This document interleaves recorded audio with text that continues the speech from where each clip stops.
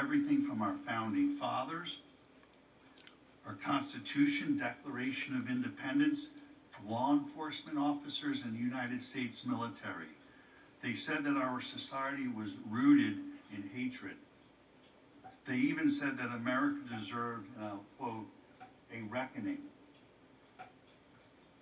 As you heard yesterday, throughout the summer, Democrat leaders, including the current president and vice president, repeatedly made comments that provided moral comfort to mobs attacking police officers.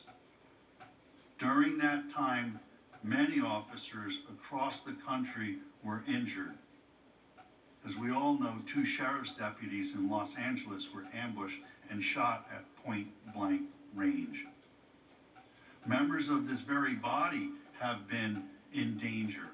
Senators from Maine to Kentucky and most points in between have been harassed by mobs. Last August, a menacing left-wing mob swarmed Senator Rand Paul and his wife as they left the White House, and they had to be rescued by police. For months, our federal courthouse in Portland was placed under siege by violent anarchists who attacked law enforcement officers daily and repeatedly and tried to set fire to the building. Speaker Pelosi did not call the violent siege of the federal building an insurrection. She called the federal agents protecting the courthouse stormtroopers.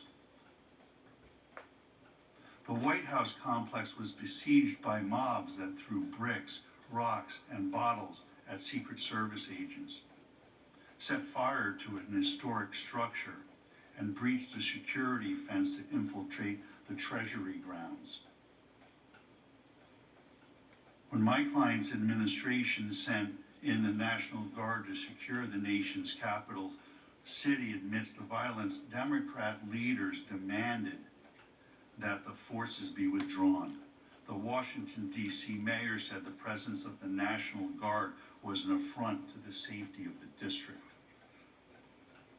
It must be fully investigated whether political leadership here in Washington, D.C.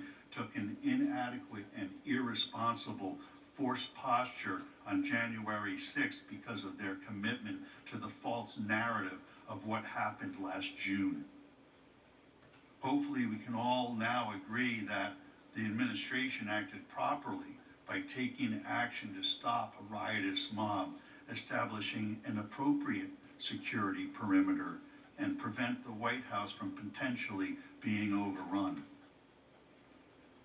The House managers argued this week that an alleged brief delay in issuing a public statement from Mr. Trump on January 6th was somehow evidence that he committed incitement or supported the violence.